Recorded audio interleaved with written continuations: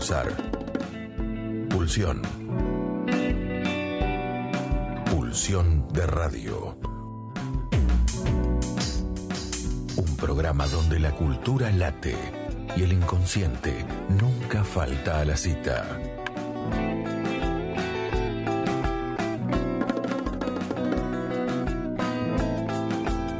Conducción y producción: Gabriel Pulice, Luis Di Santo y Diego Yaiche. Bueno, muy buenas noches. Buenas noches, Gabriel Pulice. Buenas noches, Luis Di Santo. Buenas noches, Diego. Buenas noches, Gaby. ¿Quién nos acompañan esta noche, Gabriel Pulice? Y bueno, mucha gente hoy. Tenemos el estudio, no alcanzan las sillas desde el estudio. Está el estudio colmado. Bueno, en principio vamos a saludar a nuestro co-conductor, Luis Di Santo. ¿Qué tal? Buenas noches, Luis. Buenas noches, amigos. Mi nombre es Gabriel Pulice, esto es Pulsión de Radio. Estamos en nuestra tercera temporada, episodio 9. Y nos acompañan nuestro invitado de hoy para la hora de entrevista, Lionel Klimkiewicz. ¿Qué tal, Lionel? Hola, ¿qué tal? Muchas gracias por la invitación. Bueno. Y tenemos un invitado así de último momento al programa. Sí, un invitado especial internacional. Ya ha estado en nuestro programa. Muy buenas noches, Mauricio Germán, recién bajadito del avión, prácticamente. Sí, buenas noches, muchas gracias. Un gusto estar acá. Bueno, gracias por venir.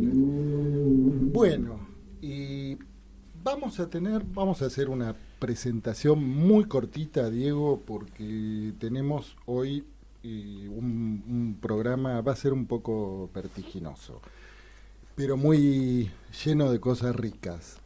Y vamos a tener ahora, enseguidita nomás, a la vuelta de nuestra presentación musical, nuestra hora de entrevistas. Antes vamos a tener un nuevo capítulo de nuestras crónicas nómadas en la voz de Carlos Echevest, también en referencia a el mes de Malvinas, el mes ¿no? de Malvinas. Uh-huh. Vamos a tener, después de nuestra hora de entrevistas, la participación de Francisco Casadei desde Mar del Plata, desde la multipremiada librería El Gran Pez, con todas las novedades. Usted sabe que esta semana es la semana del libro. Así que bueno, vamos a estar también conversando con él sobre la feria de librerías de editoriales independientes en Mar del Plata, que ya se está por venir. Y el teatro otra vez viene a la radio. Vamos a contar con la participación del autor y el protagonista de una obra que tuvimos el gusto de ir a ver este último sábado, Jugando en un tiempo dormido. Bien, va a estar también con nosotros Daniela Pesclain, que nos trae toda la agenda cultural para el fin de semana. Bueno, vamos a nuestra crónica nómade y a la vuelta nuestra hora de entrevistas. Edificio Libertad, 10 de abril de 1982. Es sábado. El capitán de ultramar, Eugenio Montero, fue citado por un alto oficial de la Armada. El lugar de la invitación, el edificio Libertad, sede del Comando en Jefe de la Armada Argentina. Montero recuerda sus días en el Liceo Naval. Va pensando, camina con paso seguro, serio como siempre. A su lado, el joven Carlos Lapouble, el jefe de radio. Saborea un caramelo de menta. Lleva puesto su uniforme azul de salida, sin arrugas, impecable. Se dirige al punto de encuentro en un día radiante de sol otoñal. Intuye que le van a comunicar algo importante. Nunca antes lo habían llamado los milicos. Ya está cerca. Unos pasos más y quedará frente a la mole de cemento a la que le dicen el elefante blanco. Montero mira hacia arriba, recorre con la vista toda la altura. Sube en la larga y ancha escalinata, mirando los escalones para no tropezar. Llegan a la planta baja. Ahí está el hall de la Guardia Central. El capi se siente observado, controlado. Se saca la gorra azul unos segundos antes de que un soldado con ropa de combate y un fusil FAL en las manos le pregunte el motivo de su visita. A continuación, la Pouble repite el gesto. El guardia le dice que se dirija a un mostrador largo de color marrón. Sentado detrás de él, rodeado por teléfonos y conmutadores, un suboficial de camisa celeste, cara ancha y gruesos bigotes, parece enojado. Levanta la vista y le hace la misma pregunta que el soldado, al motivo de su visita. El capitán es civil, lo cansa la burocracia militar. Repite lo que ya dijo, que fue citado por el capitán de navío Raúl Pereda. El suboficial, sin mirarlo, toma un teléfono negro y llama al secretario de Pereda, su asistente. Se queda escuchando y mirando fijo a Montero. Antes de colgar contesta, afirmativo. Después le pide a Montero el documento que le va a retener y a cambio le entrega una identificación que tiene escrita la palabra visita.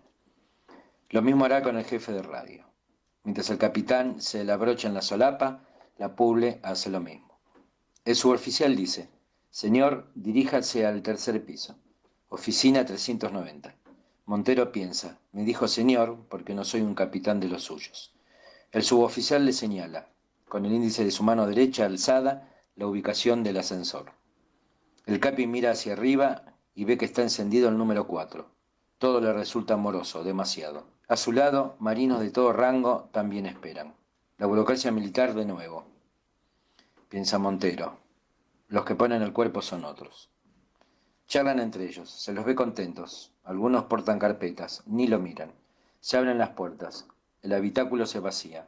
En su interior, sentado sobre un banquito alto, un colimba maneja la botonera y la puerta. El aparato arranca.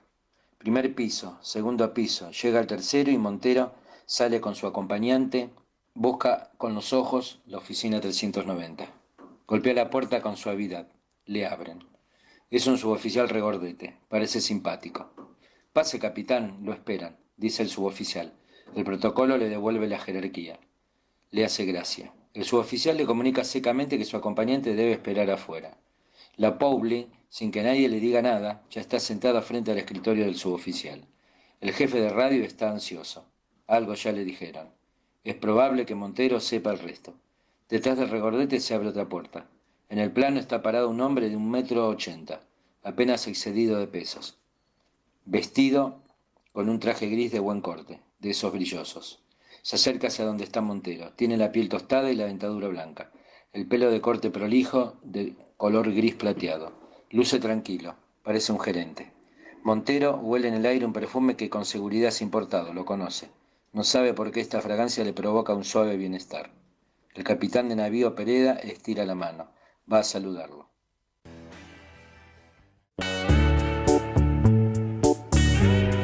En Pulsión de Radio, ya se viene la hora de entrevistas. La hora de entrevistas. ¿Qué escuchábamos, Gabriel, recién?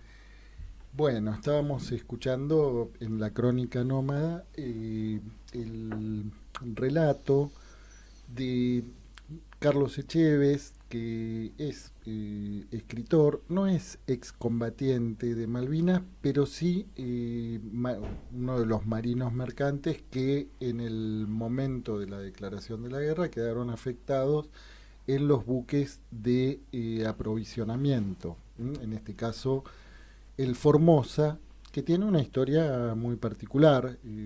Bueno, Carlos tiene escrito un libro, una novela realmente muy, muy interesante, muy bien documentada, es Bruma de Mayo, la novela, y cuenta la historia del Formosa y de cómo fue el único buque argentino que atravesó la zona de exclusión impuesta por los británicos 2 veces, saliendo ileso, pero además con otra particularidad, que todo ese largo recorrido, ¿no? Ese bucle para salir de la zona de exclusión y volver al continente, y fue un recorrido que hicieron con un misil Exocet en la bodega del barco, que afortunadamente ninguna de las olas ni tormentas hizo estallar. ¿Por qué un Exocet, Gabriel?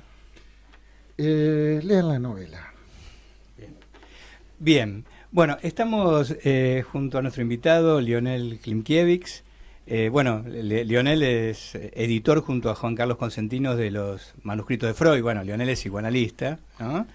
Y bueno, durante muchos años, ya desde hace muchos años, unos 20 años si no me equivoco, está en el Hospital Bordal, los últimos 15 en el servicio de consultorios externos. Así que bienvenido, Lionel. Gracias por estar en Pulsión de Radio. Gracias a ustedes por otra vez la invitación, otra vez la oportunidad de venir a hablar de estas cosas que me gustan tanto. Sí, fundamentalmente lo pongo para que lo vean ahí en la cámara. El último trabajo que han publicado, Sigmund Freud, las neuropsicosis de defensa y otros textos, y esta perlita, ¿no?, que es Notas de trabajo 1897-1910, manuscritos, documentos inéditos y versiones publicadas. ¿De qué se trata esto, Lionel? Se trata de que cuando comenzamos a hacer este quinto libro de la serie, de los manuscritos, comenzamos a trabajar con algunos textos que ya habían sido de algún modo trabajados por Juan Carlos Cosentino cuando tenía la cátedra de psicoanálisis en la Universidad de Buenos Aires. Y mientras estábamos trabajando con esos primeros textos, que él llamó la primera clínica freudiana, neuropsicosis de defensa, nuevas aportaciones a las neuropsicosis de defensa, el manuscrito K, caso Emma, obsesiones y fobias. En el medio de ese trabajo aparecen en la página de la Biblioteca del Congreso de Washington, digitalizados, 3 carpetas con notas de trabajo de Freud que eran hasta ese momento, hasta hace un par de años, desconocidas. Esas carpetas, evidentemente, habían sido rescatadas por Marie Bonaparte en la partida de Freud de Viena y entregadas seguramente a Ana Freud, y después llevadas a la Biblioteca del Congreso de Washington. Tuvimos la oportunidad de ver esas carpetas, y cuando vimos esas carpetas dijimos, no podemos dejar pasar esto, además que veníamos trabajando esos primeros textos y estas notas. Justamente el último texto era las nuevas aportaciones de 1896, y todas estas notas comienzan en 1897, así que encajaba perfecto con nuestra idea del libro, y son unas notas inéditas en cualquier idioma, ¿sí? Somos los primeros que las editamos, en castellano, en edición bilingüe como siempre, y son maravillosas. ¿Y nos puedes describir esas carpetas maravillosas? Esas carpetas son... Freud trabajaba en hojas de un tamaño bastante grande, entonces lo que hizo, evidentemente, Freud tenía muchas de estas notas, muchas más de las que están ahí, y en algún momento, no sabemos cuándo, recopiló algunas las desechó y las fue cortando, ¿sí?, con la mano, porque están, como ustedes pueden ver, los cortes en los gráficos de algunas notas que ponemos, y las fue pegando en una de estas hojas grandes, que las dobló y hizo un cuadernillo con cada una, ¿sí? Hizo como un cuadernillo de 2 hojas, de 4 páginas cada cuadernillo. Entonces son 3 cuadernillos con notas, de papelitos pegados de menor o mayor tamaño, escritos por Freud de diversos temas. Es el famoso corta y pega, pero de Freud. Exactamente. Y ahí hay notas de cuestiones clínicas, de alguna anotación sobre algún dicho de algún paciente, algún ejemplo de un acto fallido, algún ejemplo de un síntoma, alguna idea de Freud sobre el inconsciente, un gráfico, por ejemplo, que es anterior al gráfico del capítulo 7 de Interpretación de los Sueños. A una versión preliminar. Exactamente, donde habla algo de los sueños ahí. Cuestiones donde habla del arte, de la ciencia, de la vida amorosa, del inconsciente, de la transferencia. Algunas de estas notas, cada nota tiene toda una... Porque después vino el trabajo de investigación de esas notas. Era a ver, esta nota. ¿Qué pasó con esta nota después? Entonces, era buscar cada uno de esos temas en la obra de Freud y en las cartas de Freud, fundamentalmente. Muchas de esas aparecen en las cartas y muchas de esas aparecen tal cual en la obra de Freud o la idea desarrollada en alguna parte de la obra. Entonces fue buscar de cada nota para que el lector pueda ir a ver en qué textos aparece ese mismo tema, esa misma referencia. A veces una viñeta clínica que él escribe ahí donde aparece en la obra, ¿sí? Porque a veces aparecen muy posteriormente también, ¿sí? A veces en esos años y a veces unos años después. Y el ordenamiento, digamos, de esas notas, ¿no?, en estas carpetas, ¿es aleatorio o sigue alguna lógica? Bueno,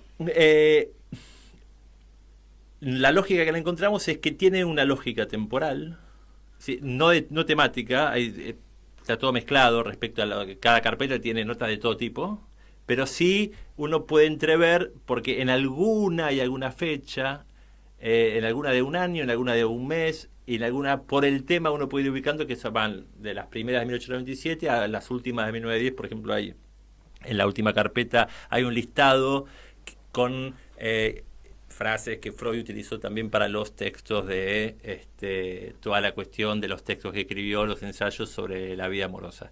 Entonces ahí tiene algunas ideas que evidentemente esas eran de ese año, seguramente del 8, del 10, que Freud ya las tenía ahí, que después empieza a publicar.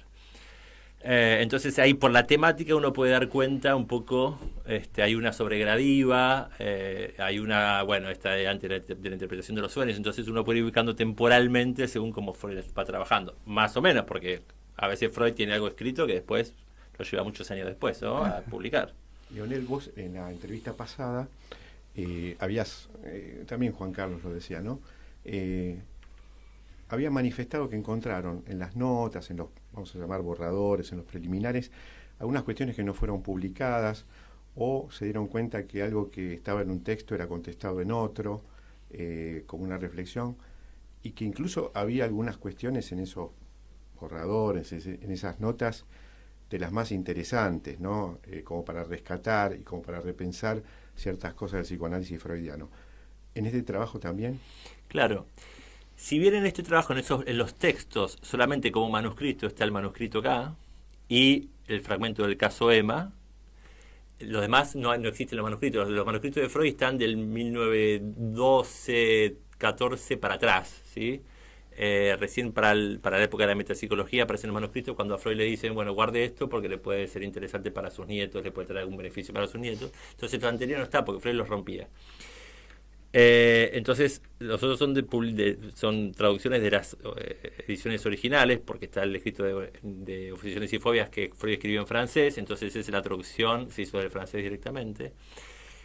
Pero de las notas, en este caso, que es la parte más gruesa de los manuscritos, ahí sí, totalmente. Por eso la idea de hacer cada comentario de la nota era brindar al lector eso, la posibilidad, mire, esto usted que dice Freud acá lo va a encontrar aquí, las referencias de las obras de Freud en alemán y en castellano, obviamente.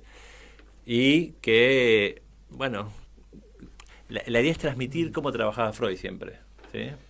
Entonces, cómo esa pequeña idea que aparece en algún momento, Freud rápidamente la publica, o a veces espera unos años más, y le da una mejor forma, o utiliza esa viñeta clínica para ejemplificar algo mucho después, ¿sí? Algunas que, las notas que Freud utiliza en las conferencias ya del 17, por ejemplo, ¿sí? Mucho después. Entonces siempre la idea es esa, transmitir cómo Freud va creando su trabajo, cómo va poniendo por escrito sus experiencias clínicas, sus ideas, sus teorizaciones, sus vacilaciones también, por ¿no? supuesto, porque hay algunas que desecha que no aparecen en ningún lado también, ¿sí? Aparecen solo en las cartas, por ejemplo. Entonces absolutamente. Y cómo están modificadas, ¿no? La misma idea aparece, pero aparece un poco modificada ya cuando él la publica. ¿Y encontraron alguna curiosidad en cuanto a alguna de las notas que se muchas. haya reservado? Muchas, porque aparte son notas pequeñas, entonces Freud escribe muy críptico, porque era cuando uno es como casi una ayuda a memoria. Sí.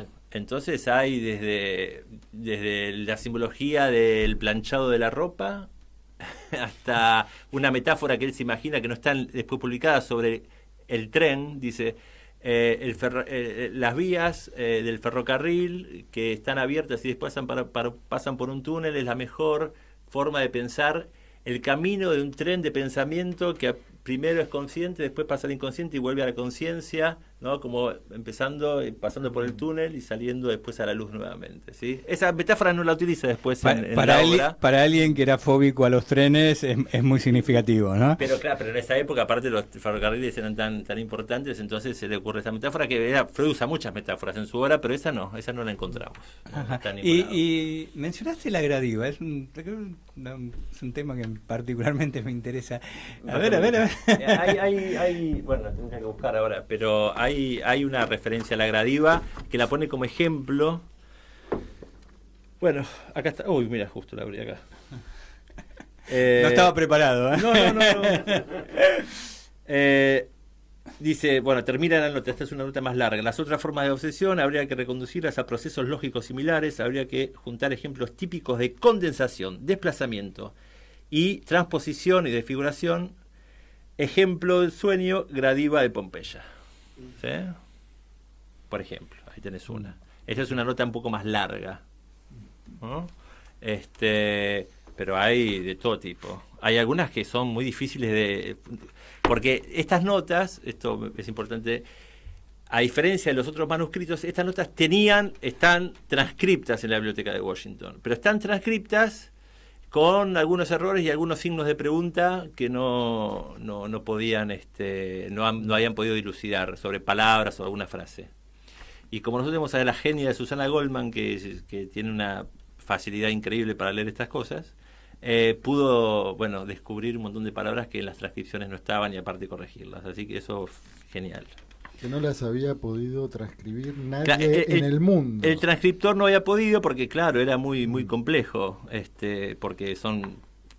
Pero bueno, tenés notas sobre Shakespeare, sobre Vitruvio. Me tuve que ponerme a leer a Vitruvio, que es...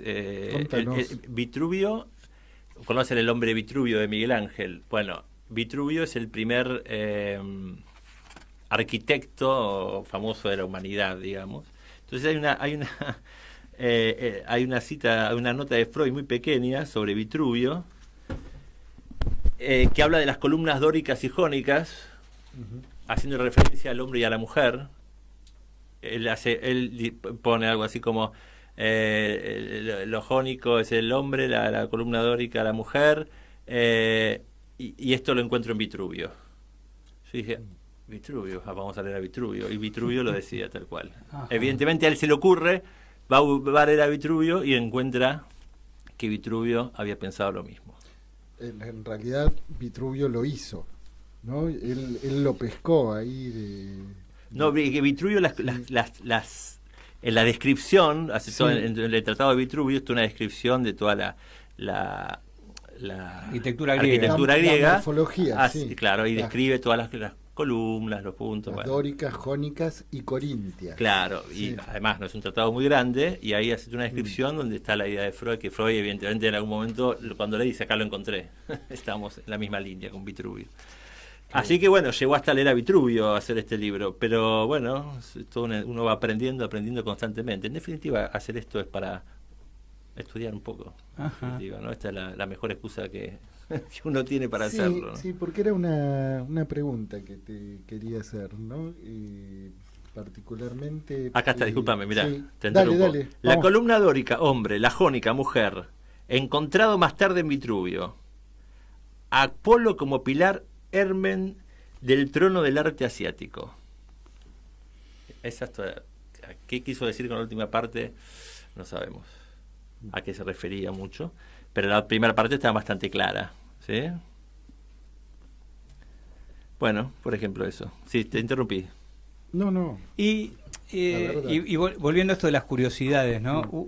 ¿Encontraste en algunas notas algo que te permitió, digamos, entender, digamos, algún párrafo de Freud? O sea, ¿te encontraste con algo que dijiste, ahora esto me permite... Que te cambió la perspectiva. Claro, me permite hacer una lectura que antes no podía. Qué buena pregunta. Lo que pasa es que, por ejemplo, mira, hojeando el libro encuentro una nota. El pie copula la tierra. ¿Puede existir?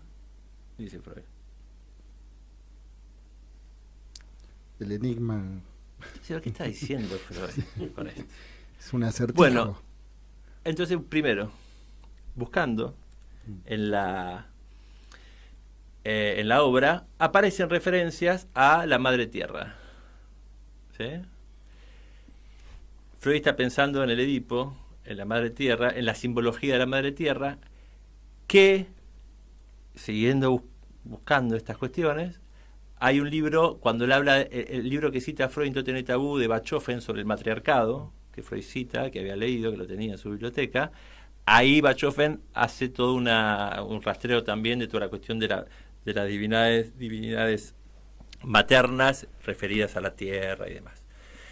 Fue toda una enseñanza, ¿sí? Esas cosas que a veces uno lee en Freud y dice, ¿qué está diciendo? Bueno, ahí va pescando uno la lógica de cómo va pensando Freud, ¿sí? Estas cuestiones. Sí. Esa se me ocurre ahora, pero... Y con lo que se va encontrando Freud también, ¿no? Porque esto que vos recién traías de Vitruvio, ¿no? Es algo con lo que Freud se tropieza, ¿no? Se podría decir. Absolutamente. A mí lo que más me enseña de todo esto es ver cómo trabajaba Freud, porque eso me ayuda a leer a Freud. Ajá. Para entender bien. cómo leer a Freud. Entender cómo esta famosa frase de Freud, que yo ahora siempre insisto con esto, que el psicoanálisis es, en primer lugar, un método de investigación. Y esto Freud, y que se investiga, y lo dice en una de las notas, siempre con un trozo, ¿sí? Fragmentariamente. Esto es lo que hace Freud siempre, y uno lo comprueba todo el tiempo, y con estos retazos, uno puede ir viendo cómo Freud va persiguiendo una idea, la va trabajando, la va elaborando, va apareciendo en la obra, la va cambiando, vuelve a reaparecer, ¿sí? Entonces, a mí en este caso, me permite leer a Freud de esa manera, ¿sí? Pensar los recorridos y pensar, bueno, está diciendo esto, ¿por qué lo está diciendo? ¿Qué dijo antes? ¿Qué dijo después?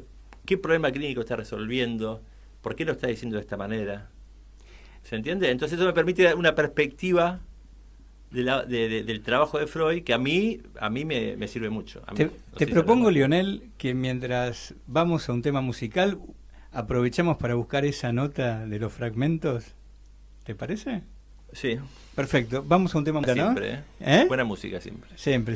Estábamos escuchando el Cuarteto de Nos y no me acuerdo ahora, después lo buscamos. Y el nombre, la versión del Tiempo no para que escuchamos al principio, ¿de quién era? ¿De la Versuit? de la Versuit. Perfecto. Lionel. Esa nota es de la carpeta 3, ¿sí? Así que ya entendemos antes del 10, entre el 5 y el 10 más o menos, ¿sí? 1905 y 1910. Dice Freud. Piensen que es una nota de que Freud escribe para él mismo, ¿sí? Así que tiene una redacción un poco compleja. Dice Freud, la ciencia vuelve humilde al individuo. Ante las dificultades del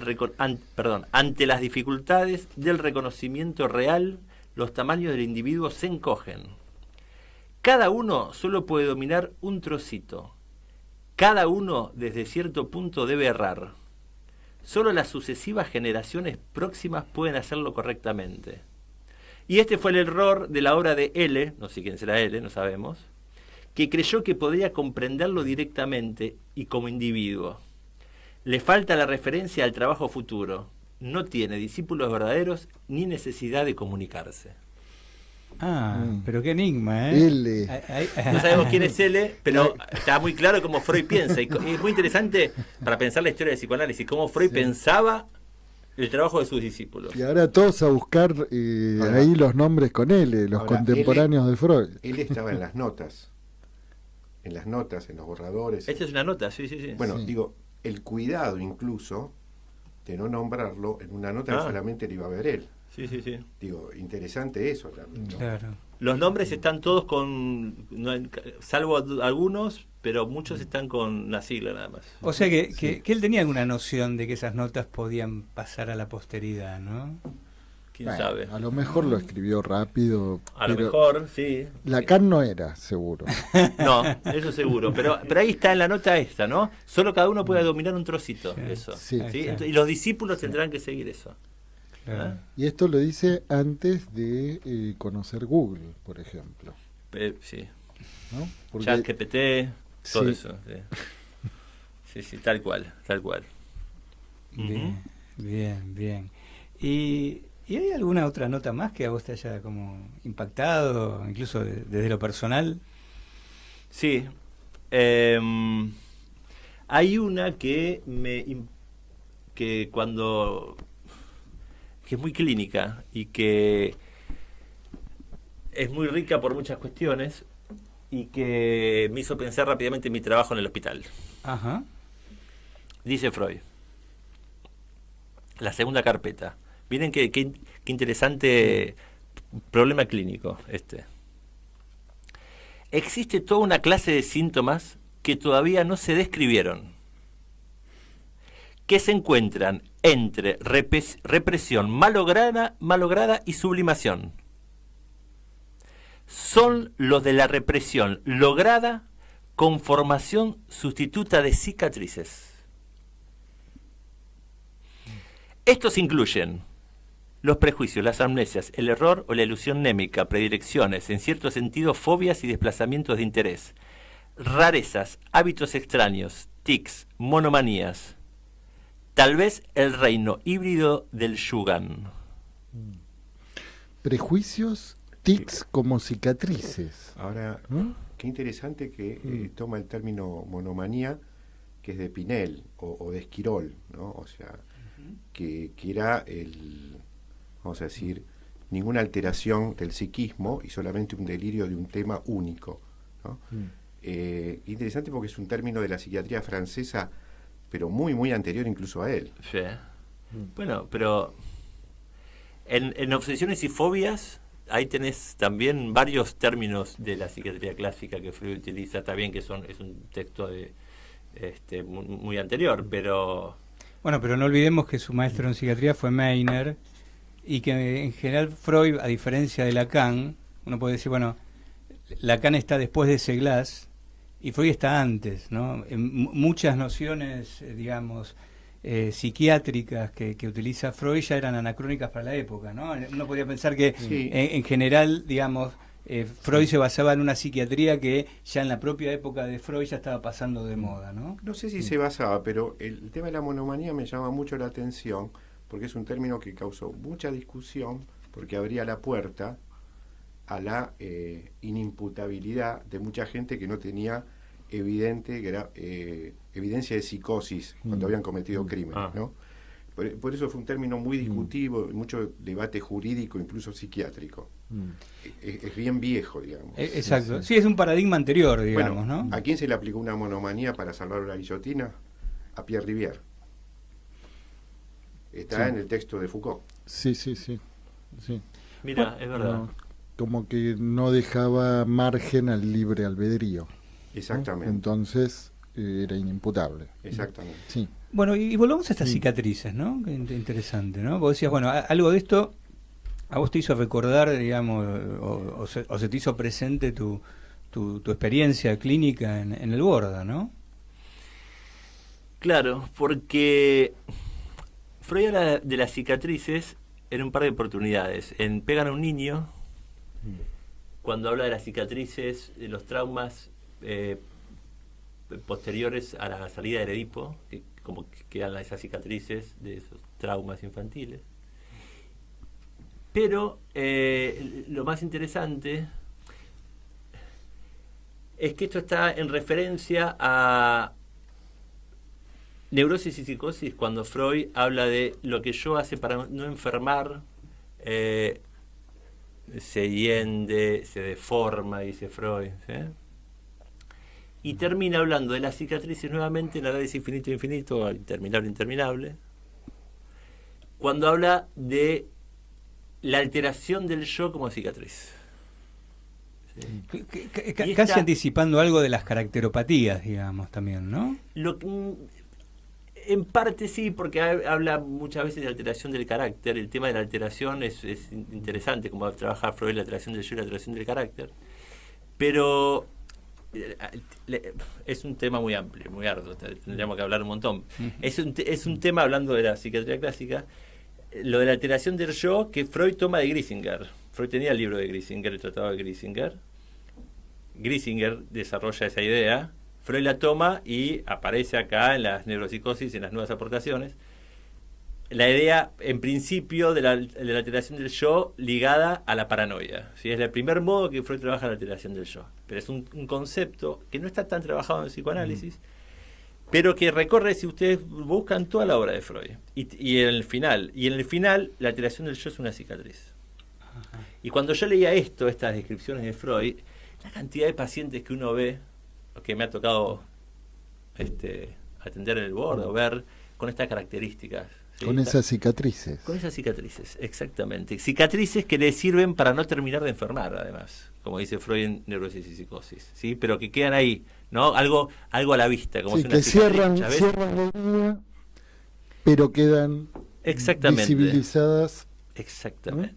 Exactamente. No es la herida abierta de la melancolía, digamos. No, pero toma un término que es muy médico, donde muchas veces las intervenciones quirúrgicas te dicen, bueno, cerró la cicatriz en el tejido externo, pero no todavía en el interno.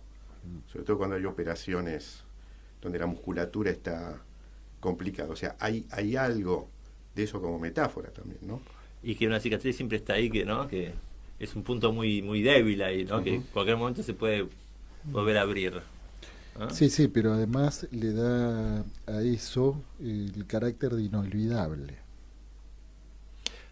Sí, una marca ahí que... Es una marca inolvidable. Las extravagancias también, como las nombran Neurosis y Psicosis. Eso cuando leí eso, ¿no? Te dije, esta idea la tenía Freud, y uno puede seguir ahí lo que está pensando en ese modo de alteración del yo, ¿sí? También. Que es uno de los primeros modos, ¿sí? Primero del lado de la bien de la psicosis y de la paranoia, después en esto que con neurosis y psicosis se puede ver que es lo que hace el yo para no enfermar, ya no es patología, dice Freud ahí. Y después ya la alteración del yo es para todo el mundo, dice Freud. Sí.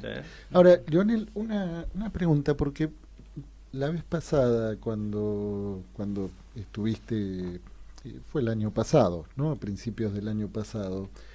Y bueno, la entrevista fue a propósito también, ¿no? Del trabajo en relación a los manuscritos, pero vos ya en esa oportunidad nos decías que eso era algo que a vos te apasionaba, pero destacabas tu trabajo en el hospital, ¿no? Y quedó eso como una nota pendiente. Y está lindo para hablar de eso hoy. Sí. Vamos de la parte linda del trabajo en el hospital, porque está la parte densa del trabajo del hospital también, pero como toda institución. Pero sí, a mí me encanta. Como es un lugar para mí que tengo en el hospital, que siento que me ha enseñado mucho. Una de las cosas, de las primeras cosas más importantes que me enseñó el hospital, tuve un par de maestros también que fueron muy generosos y de los que aprendí mucho. ¿Podés mencionarlos? Bueno, yo estuve en el hospital en 2 lugares. Estoy todavía en el hospital. Primero en internación, con un médico psiquiatra psicoanalista que ya se jubiló, Alfredo Osuna.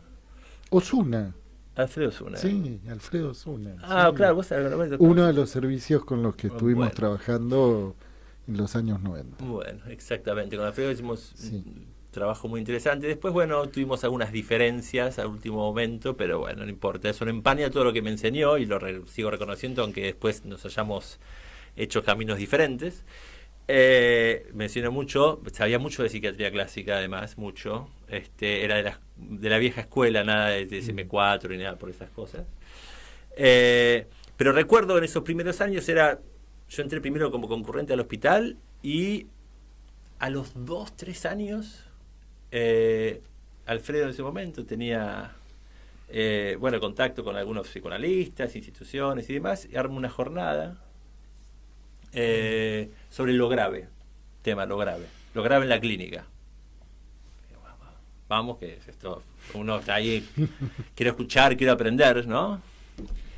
Y estaba con un amigo, esto fue impactante, lo recuerdo siempre, fue impactante para mí. Entonces vienen muchos psicoanalistas, de nombre, y hace una jornada muy interesante, la jornada, ¿no? Vamos a aclarar esto, muy interesante. Pero en la mitad de la jornada, es muy, muy clínica, ¿no? Presentaban casos clínicos, situaciones clínicas. Y yo estaba ahí, recién empezaba con mi consultorio particular, así que mis pacientes eran los que yo veía ahí. Y fue increíble porque estaba con mi amigo, y nos miramos en ese momento, dijimos, pero se están preguntando y asombrando de cosas de la clínica que nosotros vemos todos los días.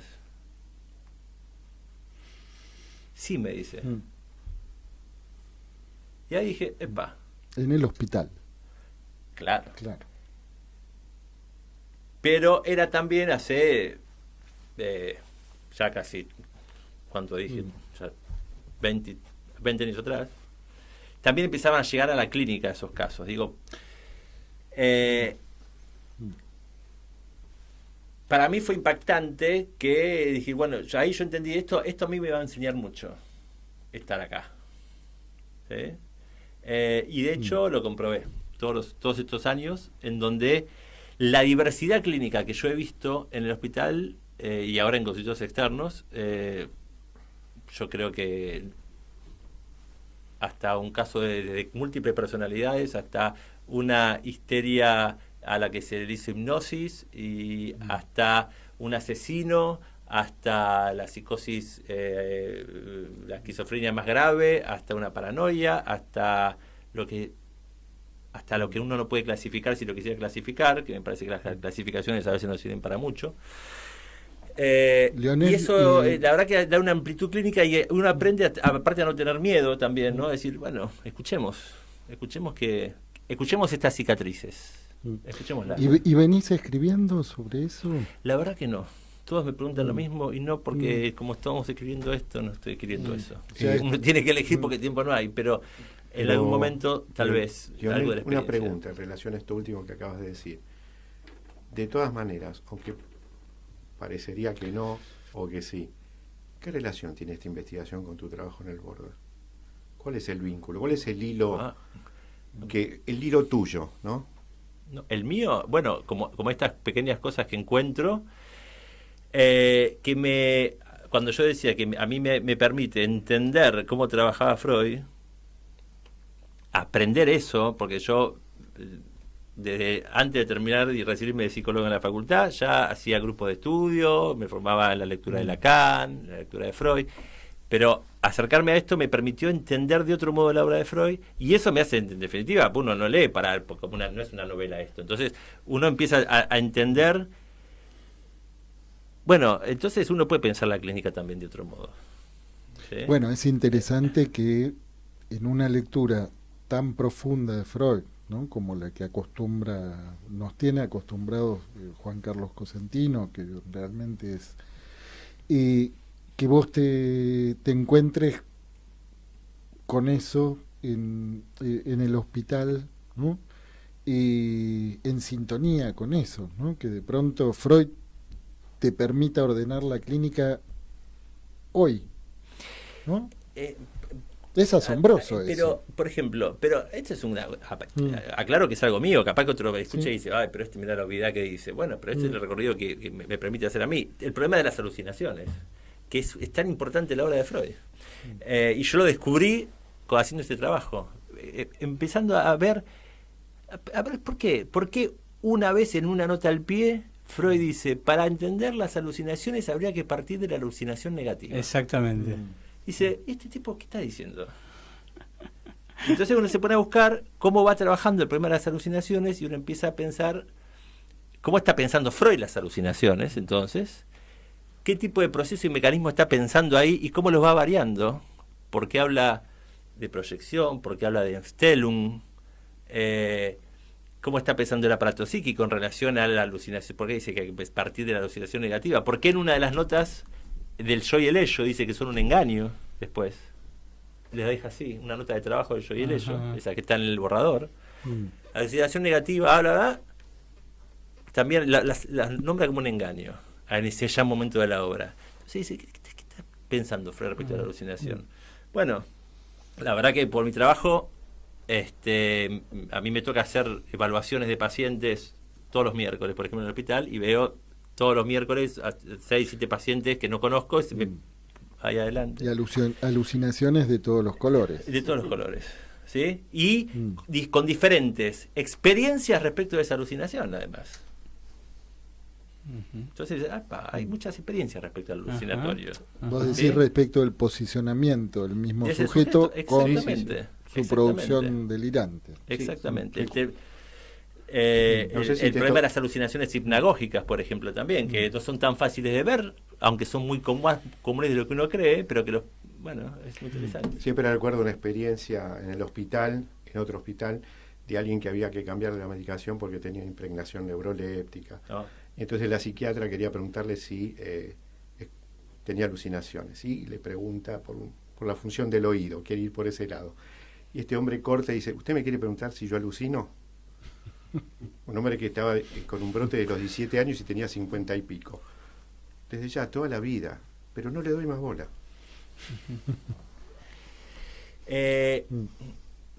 Una de las cosas que por suerte aprendí rápidamente en el hospital fue que no hay que tener miedo a hablar, porque uno venía de la facultad de cierta impregnación mal entendida lacaniana, no hay que ser testigo, el analista como testigo, Función secretario. función La secretario, función secretaria. el tipo, la cantidad de pacientes que yo he recibido me dicen, sí, ¿usted hizo alguna vez? Sí, pero no, sí, ¿por qué? ¿Qué pasó? No sé yo. ¿Y por qué no me hablaban? Sí, porque yo le hablaba y se quedaba muda la persona, ¿no? La cantidad de veces que escuché eso, y yo fui testigo de eso. Fui testigo de... Sí, sí.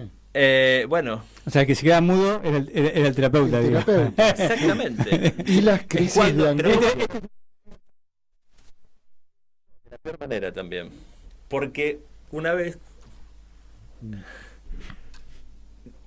haciendo con un psiquiatra, yo empezando también las entrevistas, lo escuchaba y decía, si este hombre le puede estar diciendo esto y preguntándole estas cosas de este modo a este paciente no se brota, es porque esto de quedarse callado no va. ¿Sí? Y ahí empieza a pensar, bueno, ¿qué es lo que uno dice? ¿Desde dónde lo dice? ¿Cómo lo dice? ¿Sí? Y cuando uno, con la experiencia le da a uno con ese tipo de pacientes esa posibilidad, se abre todo un abanico de posibilidades de trabajo. Y porque otra cosa que aprendí en el hospital es que no hay, vamos a llamarla salud mental porque se reconoce, para mí es polémico el término salud mental, pero vamos a hablar de salud mental. No hay salud mental si hay exclusión. Tiene que haber inclusión para que haya salud mental. ¿Sí? Y si uno se queda callado frente a un tipo que está padeciendo de ese modo, uno lo está dejando afuera. ¿Sí? Creo que tendríamos horas para hablar de esto. Por ejemplo, incluso la cierta función de subordinación, ¿no? Cuando el analista es considerado un hombre blanco y el paciente viene de alguna comunidad latinoamericana que se siente subalterno, entonces no hablan con el hombre blanco, por ejemplo, ¿no? Hay miles de esas cuestiones, ¿no? Ya se nos está acabando el tiempo y yo tengo mucha curiosidad por saber, ¿y quién fue tu otro maestro? Mi queridísimo Aníbal Golchuk. Aníbal Golchuk. Aníbal Golchuk. Así es. El año pasado estuvo Pablo Boñavens, acá, que también Aníbal Golchuk fue su referencia. Bueno, ha sido un maestro, un gran también. Maestro Aníbal Golchuk. Sí, un gran maestro, Sí. básicamente. Sí, Podemos sí. hablar mucho de una capacidad de trabajo de la que no vi en ninguna otra persona en este planeta, primero. Aníbal se jubiló teniendo más de 600 pacientes a su cargo en el hospital. 600. Sí. Un año después caían los pacientes de Aníbal. No, yo vivo en Chile. ¿Y qué hace acá? No, porque yo una vez por año, yo hace 30 años que me atiendo con Aníbal, una vez por año vengo a verlo porque siempre quedé con él. Las cosas así. Y también él aprendí también un montón de cuestiones, estas cuestiones del básicamente esto, la inclusión y el buen trato del paciente, ¿sí? El siempre tener un momento, unos minutos para, aunque no los tuviera, para decir, bueno, a ver, siéntese, cuénteme. Ahora, y ahí también, Lionel, vos reconoces como maestros que no vienen de la academia, que vienen de la clínica. Sí, claro, de la trinchera. De la trinchera. Porque es un trabajo con la urgencia, con lo grave, ¿no? Entonces, porque con la formación, yo en todos estos años he recibido muchas veces concurrentes y residentes, o como yo fui concurrente también en el hospital, así entré. Y veníamos con todo, veníamos el ultimísimo Lacan, el nudo 18, y acá venimos con la psicosis, pero en silencio. Y cuando el paciente dice, no, pero una idea de suicidio, van corriendo al médico a decirle que lo medique porque no saben qué hacer, porque se asustan. Y es lógico que se asusten, pero hay algo de la formación ahí que está fallando. Bien. Últimas palabras, así cerramos esta entrevista. Micrófono abierto, Lionel. Últimas palabras. Acá en el programa. Acá en el programa, por Después supuesto. seguimos charlando en otros medios. Gracias por la invitación, gracias por este espacio siempre que nos dan para contar este trabajo que para nosotros es muy importante. Nosotros queremos con este trabajo brindar otra posibilidad de volver a leer a Freud, de tener una opción más. Hay 2 excelentes traducciones de Freud en castellano. Ahora sobre algunos textos hay otra traducción más y que le puede brindar la posibilidad de tener el texto en alemán, de tener el texto, de tener un montón de herramientas para volver y encontrar alguna cosa novedosa que tal vez le haga repensar un poco esto, qué es el psicoanálisis, cómo trabajaba Freud, qué tomó Lacan de esto, qué tomaron otros analistas. ¿Dónde se consigue? Me gustaría decir que tenemos una página de internet de manuscritos freudianos donde aparte pueden descargar y mirar ahí el glosario de todos los libros. Buenísimo. ¿Sí? Lo pueden acceder Después rápidamente. lo podés compartir y lo sumamos a la información cuando compartimos el video. manuscritosfreudianos.com.ar. Ahí hay un lugar que ahí se pueden comprar los libros, pero ahí está el glosario también y ahí están algunos videos de la presentación de los libros y demás. Digo, porque es para que la gente tenga acceso a eso también, perfecto, ¿no? Perfecto. Eso es importante. Muchas gracias. Muchas gracias. Gracias por venir. Bueno, vamos a una pausa comercial y a la vuelta estamos con el rincón de los libros libres, desde Mar del Plata. Desde Mar del Plata. En Pulsión de Radio ya se viene El Rincón de los Libreros, la columna que en tu biblioteca no puede faltar. Francisco Casadei, ¿estás ahí en el aire? Buenas noches, ¿cómo andamos? Buenas noches, Francisco. Acá estoy con Gabriel Pulice, Daniela P. Klein y nuestros invitados que si te quedás después de tu columna en el programa vas a escuchar unas cosas muy interesantes de una obra tremenda que fuimos a ver el sábado con Gabriel. ¿Qué contás, Francisco? ¿Cómo están? Un saludo a todos y todas. Y desde ya me quedaré escuchando luego de mi intervención. Todo bien. Justo en una circunstancia bastante especial porque estamos en plena mudanza de la librería. Así que... No me digas, Francisco. Sí. ¿A dónde se van? A 2 cuadras del donde está situado, lo que a partir de ya el lunes se transforma en el ex local.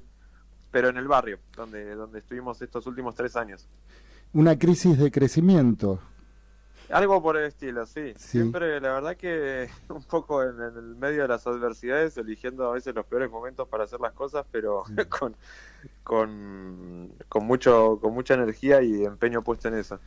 Contanos, porque hasta ahora estaban, si no me equivoco, en la calle San Luis, casi Avenida Colón, ¿no? Exactamente. ¿Y ahora dónde se van?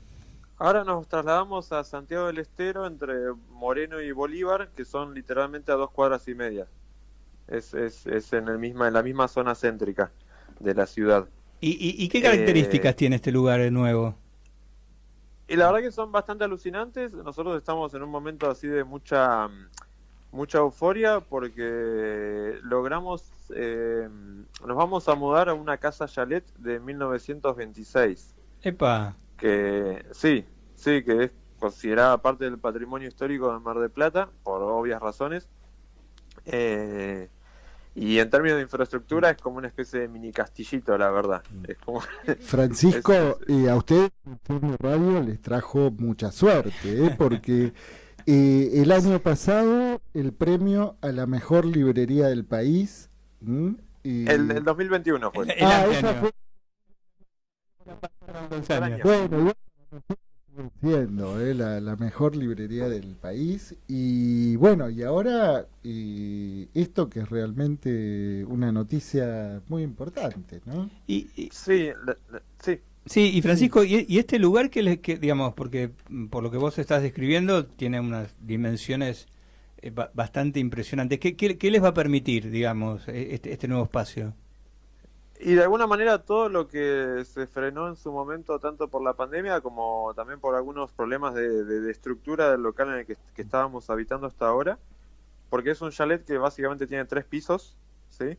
2 salones bastante grandes, y el uso que se le dio hasta ahora fue más que nada gastronómico. Entonces cuenta con una cocina gigante y un montón de cuartos que estamos empezando a reutilizar para dedicarlos justamente a hacer talleres, presentaciones de libros, actividades diversas. Tenemos ya una proyección de una película planeada para comienzos de mayo, de una película de Marguerite Duras. Ajá. Como para empezar con un toque cinematográfico, pero básicamente nos va a permitir expandir un poco el campo de la librería para incluir más actividades y diversificar también los proyectos que venimos sosteniendo. O sea, que va a funcionar casi como un centro cultural. Exactamente, esa es la propuesta. Es como una nueva faceta en la que la librería, si bien siempre tuvo obviamente una faceta cultural bastante pronunciada, estamos de hecho tramitando la cuestión legal como para poder habilitarla también como centro cultural. Ajá. Así que la aventura está... Sí. Sí, sí. ¿Y nos puedes contar algo de esta película de Marguerite Duras? Mira, es una película que yo de hecho no vi, si no me equivoco, porque la proyección la organiza un cineclub del que yo he hablado en alguna que otra ocasión, que se llama Cineclub Dínamo, acá en Mar del Plata, que se realiza todas las semanas, es una proyección semanal en el espacio cultural del Partido Socialista, que es un lugar que usan para proyectar películas, y siempre películas, o sea, fílmicos, ¿sí? No son proyecciones digitales ni copias descargadas de internet, sino siempre rollos fílmicos genuinos. Y la película, si no me equivoco, va a ser Nathalie Granger, una de las más conocidas de Duras. Así que estamos bastante entusiasmados. De hecho, con el Club Dínamo en la feria de invierno del año pasado armamos una charla sobre Fassbinder y en torno a su vida. Y con el mismo club este año, esto también se los puedo ir adelantando, estamos también terminando de coordinar un poquito toda la cuestión, pero con el mismo club estamos avanzando para que en la Feria Invierno de este año participe Fernando Martín Peña. Una eminencia obviamente en el mundo del cine en Argentina, sobre todo la conservación, la adquisición, la restauración y la promoción de la cultura cinematográfica. Así que estamos trabajando mucho con este equipo del Club Dínamo como para siempre tratar de concretar algunas actividades de esta índole. Bien, ¿cuarto de huéspedes van a tener? Mirá, justo en el tercer piso hay 2 cuartos antiguos, así que también estamos... Porque estábamos pensando, claro, en ir para la feria, ¿no? Que te queríamos preguntar cómo se está encaminando la segunda feria de editoriales independientes, ¿verdad?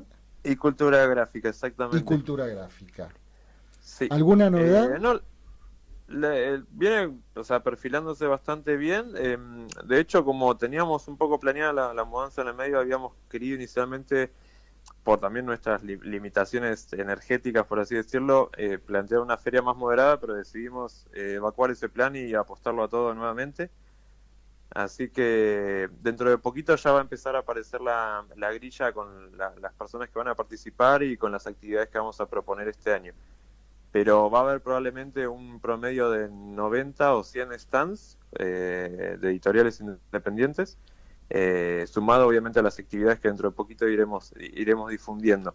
Pero por ejemplo, bueno, la presencia de Peña nos alegra un montón, realmente nos regocija mucho y probablemente hagamos una proyección de algún film que va a elegir él y lo liguemos a la publicación reciente de un libro que se llama Diario de Filmoteca, que publicó la editorial Blati Ríos, ¿sí? Un libro que obviamente recomiendo mucho, para todos y todas quienes estén interesados en el mundo del cine, porque es una especie de bitácora de trabajo muy íntima de él, donde que es sumamente interesante. Así que probablemente esa sea una de las actividades de este año. Ajá. ¿Y en qué consiste esta bitácora de trabajo, Francisco? Es una especie como de diario bastante libre, donde él va comentando tanto temas relacionados con descubrimientos de films, con el recuerdo de ciertos films, el trabajo de restauración de ciertos films, datos curiosos que obviamente rodean la difusión y la exhibición de ciertas películas.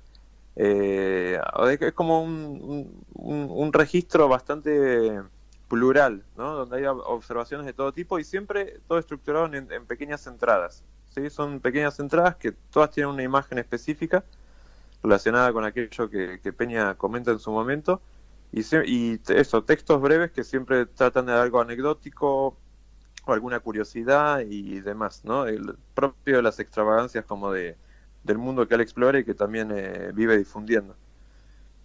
Bien. ¿Y van a tener alguna participación en la Feria del Libro, Francisco? Mira, estuvieron justo estos 2 días 2 compañeros, pero más que nada en las jornadas profesionales, pero uno de mis compañeros está participando en un stand con su editorial, que es Letra Sudaca, que es una de las editoriales que está en el origen de la librería. Esa editorial sí está participando actualmente, pero esa en este caso se limita a eso, a la presencia de la editorial en uno de los stands, compartiendo con otras editoriales como Madre Selva y demás. ¿Y estas otras editoriales de dónde son? Más que nada de Capital. Ajá. Son todas editoriales que tienen bastante afinidad y no solamente quizás por el material, sino obviamente por el trayecto compartido a lo largo de muchos años. Y resulta obviamente bastante común en un marco como el de la Feria del Libro, que se agrupen editoriales que comparten cierto espíritu para tener su presencia ahí. Uh-huh. ¿Y le llegó, digamos, en este comienzo de la feria, le llegó algún comentario de, a través de estos compañeros que estuvieron respecto a la feria de este año? Sí, no, en general un buen panorama. Siempre tratamos de estar presentes, aunque sea, participando, como te digo, de las jornadas profesionales. Tenemos que mandar a algunos representantes, pero en general un buen ambiente, buenos intercambios, novedades editoriales de todo tipo. Obviamente la Feria del Libro es un momento donde también las editoriales aprovechan para lanzar varios títulos, y hay un montón de títulos realmente súper recomendables ¿Querés nombrar algunos, Francisco? Sí, yo justo estuve esta semana, obviamente corriendo en contra de los tiempos por todo el tema de la mudanza. Estuve recorriendo 3 libritos que realmente me llamaron mucho la atención y que estoy disfrutando, que son 3 editoriales distintas.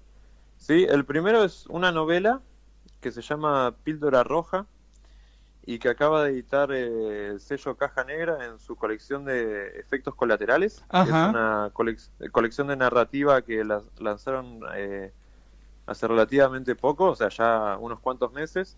Que es el tercero o cuarto libro que sacan.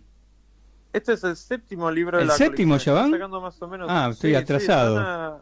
Están acelerando con todo con esta colección, porque realmente vienen publicando cada 2 meses promedio, creo, si no me equivoco, una nueva novela de esta colección. Ajá.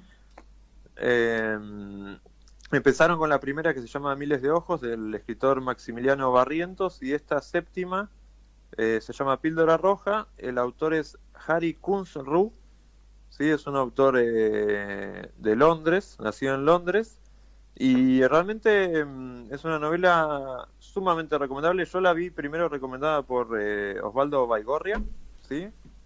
Y lo cual hizo que también me llamara todavía más la atención. Y el tema mismo realmente me parece súper interesante, pues es una novela que trata de explorar las dimensiones como actuales de las nuevas derechas, ¿no? Y de las teorías conspirativas, y de cómo están íntimamente entretejidos estos mundos, ¿no? De los neofascismos o, bueno, las derechas que están como reemergiendo en distintas partes del mundo y cómo esos mundos terminan también como vinculados a cierta conciencia paranoica, ciertas teorías conspirativas sobre el derrumbe de algunos valores occidentales, etcétera, etcétera.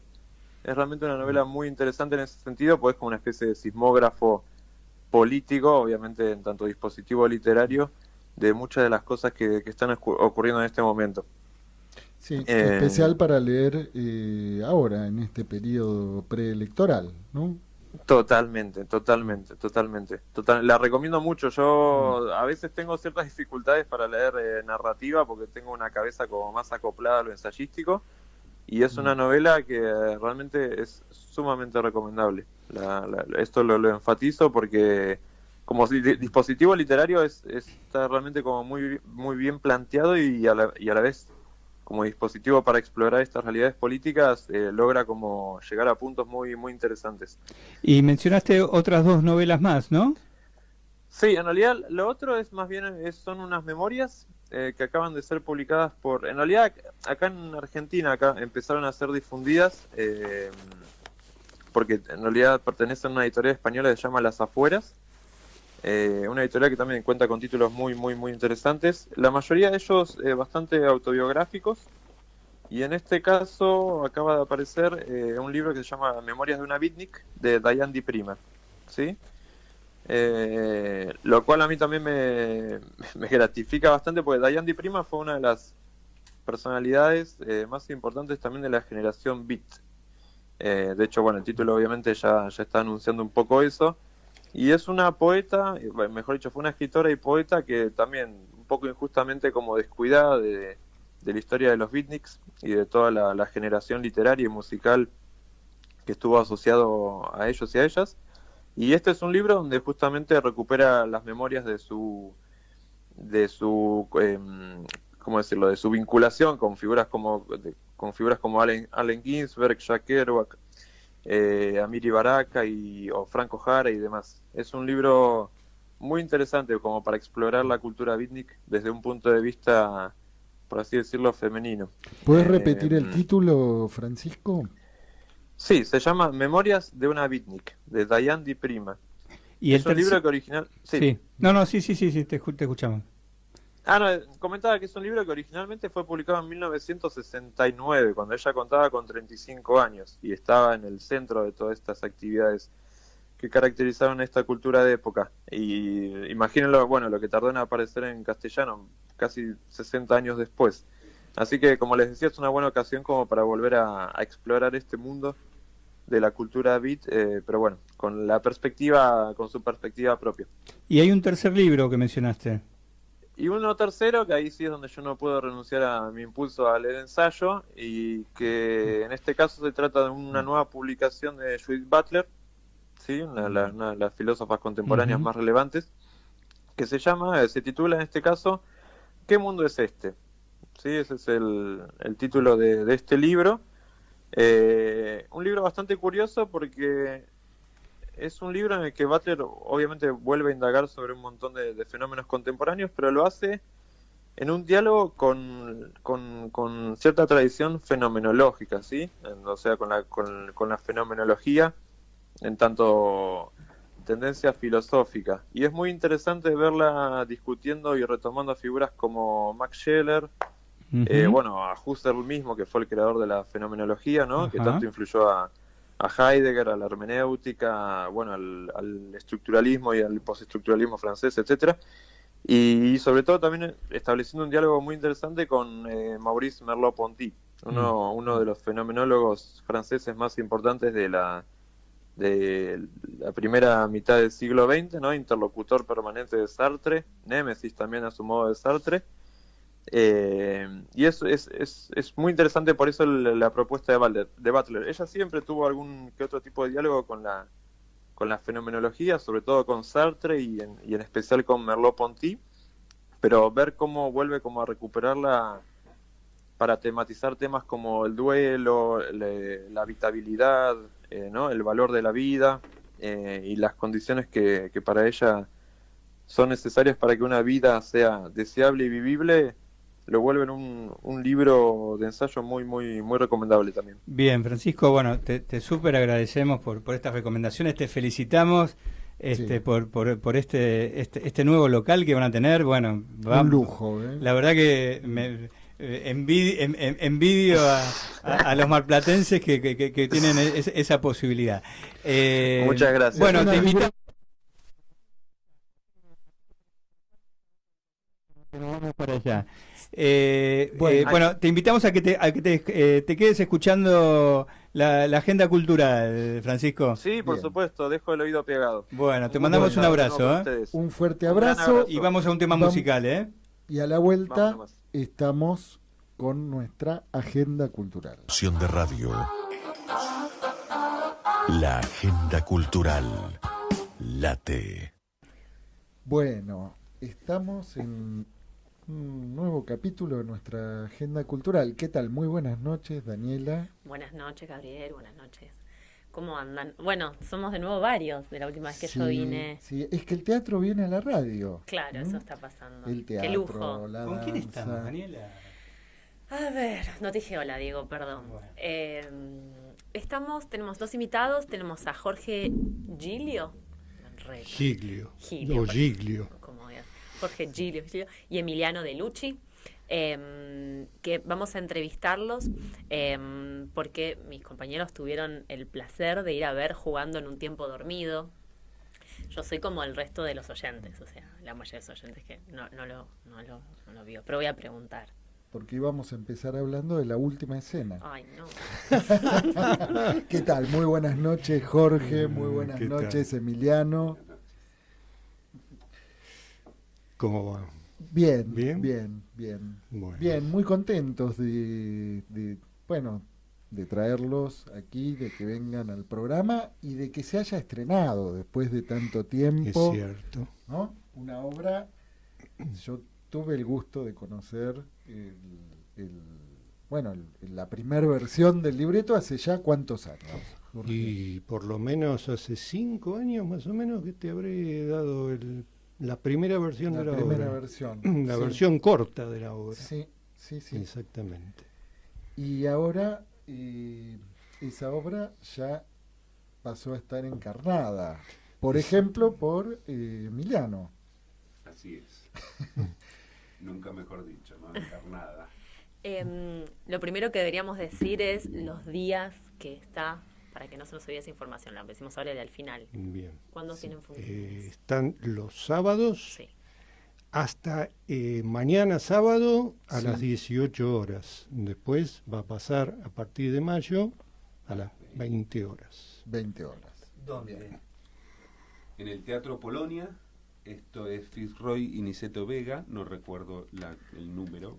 1475 o 77, es lo mismo. 1477. Tiene 2 entradas. Sí, ¿Qué te sí, parece? sí, El sí. autor sabe mejor que yo la dirección. Bueno, el autor lo sabe todo. Lo sabe todo. Porque es un narrador omnisciente y es un autor omnisciente. Y Jorge, ¿cómo nace esta obra? ¿Dónde te la encontraste? Qué interesante pregunta. Un poco, ayer justamente historizaba un poco el tema de cómo yo llego primero a lo que es la escritura teatral, ¿no es cierto? Allá lejos y hace tiempo me decidí a estudiar actuación en la escuela de Agustín Aleso, una escuela importante en Buenos Aires, y ahí conocí a Lizardo Lafitz, que justamente es quien dirige esta obra ahora, que fue mi maestro durante 2 años de actuación. Yo no completé la formación de actor, no soy actor, y a partir de ahí, después de hacer 2 años, dejé. Yo ya era psicólogo en ese momento y bueno, me dediqué a la psicología, a trabajo en psicología, y mucho tiempo después, siempre con la idea de retomar algo de lo que es el teatro, precisamente ayer lo estaba recordando, porque me entero de la muerte de un autor teatral, que es Juan Carlos Gené, en el 2012. Yo lo admiraba mucho a Gené, había conocido además a su hija. Decidí empezar a dar forma al tema de la dramaturgia y empecé a hacer un primer taller de dramaturgia, de escritura teatral. Y digamos, en la práctica de ese taller empezó a surgir esta obra. Como parte como un ejercicio. Como parte de un ejercicio. Como un ejercicio. Sí. Bueno, hay que decir que ese recorrido que vos fuiste haciendo también con grandes maestros, ¿no? Sí. ¿Nos querés contar? Bueno, en principio había hecho previamente un curso corto con Mauricio Cartún, pero hace muchos años también. Con Mauricio todavía Cartún no era el gran autor que soy. Y tiempo después hice con Mariana Masover justamente este taller de dramaturgia de un año, de 2 módulos. Y posteriormente, en 2018, cuando vuelvo ya estaba, digamos, en contacto con Lizardo. Lizardo ya tenía su propia escuela, el laboratorio de teatro, y tuvo la brillante iniciativa de incorporar a Ricardo Alac, un gran autor de la década del 60, que renovó el teatro argentino. Justamente ahora le dieron un premio. Un premio muy importante. Un premio muy importante sí. por la trayectoria, tiene 88 años ahora. Sí. Bueno, hay que decir que Ricardo Alac fue uno de los promotores de teatro abierto. Exactamente. ¿No? Durante la dictadura, que fue todo un movimiento muy importante. ¿No? Exactamente. Sí. Sí, fue uno de los autores, promotores de esa movida, ¿no? Sí. Y bueno, precisamente en 2018 estaba él haciendo su taller en el laboratorio del teatro y yo le dije a Lizardo si podía incorporarme. Y bueno, hablé con Ricardo, me incorporé y ese año 2018 hice todo un seminario taller con él. Y como es muy exigente Ricardo, nos hacía escribir mucho. Entonces ahí tuve mucha práctica y tengo varias... Y ahí salieron varias obras. Obras. Vos viste otra. Sí, recordanos el título. Porque era una obra... hay un cruce de personajes. Sí, esa es una comedia. Sí. Es una comedia. Es una comedia que se llama Einstein y el vacío argentino. Sí. Una comedia un poco desopilante, ¿no? Es una comedia desopilante. Sí, porque aparte a mí me causa mucha gracia. Hay en la sucursal del Abasto, de los supermercados Coto, ¿no?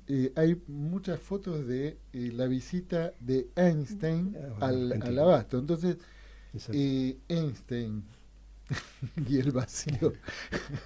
A mí inmediatamente me trajo el recuerdo, la evocación de los pasillos. Bien, pero volvamos a la poética y a la dramaturgia. ¿Cómo lo encontraste o cómo Emiliano encontró a la obra? Bueno, yo soy actor, director, docente y fui alumno de Lizardo Lafitz, el director, y hemos dado clases juntos y ellos habían empezado a ensayar la obra y por razones de salud un actor se tiene que bajar. Yo hacía como mucho tiempo que no hablaba con Lizardo y un día de verano recibo la llamada después de tanto tiempo y después de estar mucho tiempo yo buscando material para trabajar, obras para hacer. Estuve leyendo mucho durante la pandemia, nada me conmovía. Y Lizardo cae con esta propuesta y ya prácticamente le iba a decir que sí sin leerla. La leo esa noche no. Esa noche empiezo a leerla. Y era ya tarde cuando me llega. Y leo la primera escena y digo, bueno, esto lo voy a leer mañana. No lo voy a leer esta noche y me voy a ir a dormir así. Porque es muy fuerte. Sí. Y a la mañana siguiente lo primero que hice fue hacerme el mate, leer la obra completa, la termino de leer y lo llamo a Lizardo y le pregunto cuándo empezamos. Uno por eso, porque la obra me atravesó por todos lados, me conmovió muchísimo y además me encantó. Yo recuerdo que venía leyendo muchas obras y la obra estaba escrita de manera impecable, no es porque lo tenga Jorge acá al lado, porque yo se lo he dicho varias veces, nos ha pasado en medio del proceso de que a veces los actores, las diascalias, mucho que no le damos bolilla y de repente alguna escena se trababa, algo no funcionaba, volvíamos a la diascalia y nos resolvía el problema de la escena. Entonces, la obra estaba fantásticamente escrita. Lizardo, además de que yo confío plenamente en él, este tipo de obras para él es un viaje hacerlas, uno no las padece, las va transitando y va fluyendo en ellas. Con Agustina nunca había trabajado, pero ya la venía conociendo su trabajo, y con Lucas Álvarez, que es el otro actor de la obra, fue alumno mío 2 años en la escuela de Aleso. Yo daba clases en la escuela en los primeros años. Y nada, era imposible decirle que no a ese proyecto. ¿Vos habías trabajado con Agustina antes? Con Agustina no. No. La había visto trabajar, pero había trabajado con ella antes. Y sin spoilear mucho, pero para quienes no la vimos, si nos dicen alguito de la obra. Ahí lo tengo que Nada. Ay, ¿es todo o nada? 3 personajes. Bueno, ahí ya vamos. Claro, son 3 personajes. O sea, 3 actores, ¿sí? Y 3 personajes. Son 3 actores en escena. Sí. Yo diría que son 4 personajes. No son 4, hasta 5, porque hasta se 5, es verdad. Se pone interesante. Hay 2 extra escena que, digamos, son un chico que tienen una presencia importante. Se hace mucha referencia a él, por supuesto, durante toda la obra. Y también se hace referencia a un padre, digamos, que no está tampoco. Un padre que es abuelo, ¿no? El padre que sería el abuelo del chico. Exactamente. Padre abuelo, sí. Exactamente. Sí. Después tenemos a el personaje que hace Emiliano, que es Diego, su esposa, que es Lili. Un personaje entrañable. Un personaje. No sale queriéndola. Queriéndola. A Agustina le toca queriéndola. Después de cada función. Entiendo a lo que vas. Yo entiendo a lo que vas. Pero a mí no me pasa eso. Yo, por supuesto que padezco, es una porque pareja. Vos la conocés de afuera. No es por eso. Es una pareja que está en crisis, para que si no el público no va a entender. Es una pareja que está en crisis, que tiene que tomar una decisión muy importante con respecto al hijo, y esto genera en el matrimonio fricciones, que son las que se ven y que uno, como siempre, anda diciendo, ay, la mujer que hincha. Pero en realidad lo que está haciendo es moverme a mí, que estoy paralizado. Y que si no fuera esa energía que tiene Agustina y que le pone a Lili y que me empuja, yo no sé qué sería de este pobre Diego en esta situación. Entonces, sí, pobrecita, se lleva una parte fea ella, pero uno tiene que ver también que del otro lado tiene un hombre que no puede cambiar una lamparita. Es un detalle. Está el famoso el chiste de cuántos psicólogos hacen falta para cambiar una lamparita. ¿Sabían cuántos? No. 1, pero lo importante es que la lamparita quiera cambiar. Bueno, pero al margen, La pudiste querer entonces. Por supuesto, porque ellos se aman, están en un momento de crisis, es una casa que está en una crisis, es una crisis familiar, de muchos cambios y muchas decisiones, y esto lógicamente que va a generar fricciones y tropiezos, porque son decisiones que uno las toma y después hay que hacerse cargo de que las tomó. Sí, y ahí es donde está el problema y me parece el meollo del asunto. Digamos que Lili es Agustina Sáenz, actriz, que le toca un papel difícil, complejo, y después tenemos a el tercer personaje, que es un personaje muy especial. Que es un crack. Que en este caso es un hermano de crianza de Diego, ¿sí? Todo el mundo a veces me pregunta, ¿pero son medios hermanos? No, no son medios hermanos. Son hermanos de crianza, exactamente. Como en el campo. Porque no tienen los mismos padres ellos. Pero, en este caso Rafael, que es el personaje, se crió en el almacén de Ramos Generales en los que ellos viven los tres. Sí. Micrófono, digo. Sí. Bueno, tenés una, digamos, como autor, ¿no? Aparte de esta pluma tan trabajada, ¿no? Como estuvimos hablando, pero tenés una sensibilidad particular sobre los problemas de la infancia, ¿no? O sea, yo trabajo con niños y digamos, y no podía, digamos, dejar de maravillarme por la fineza como desplegabas algunas cuestiones. Entonces, digo, me parece que hay algo ahí de tu otro trabajo que se puede plasmar así. Sí. Creo no equivocarme, ¿no? Sí, por supuesto, por supuesto. Bueno, hay un libro precedente escrito... ¿No? El libro es posterior a la obra. ¿El libro es posterior a la obra? Ajá. ¿Nos podés contar de este libro posterior a la obra y cómo se...? Bueno, justamente el libro lo presenté junto con Gabriel, que presentó el suyo en el mismo día. Sí. En la legislatura porteña. En la legislatura de Ciudad. Sí. Hace 5 años. Sí. Un día de lluvia. Sí. Sí.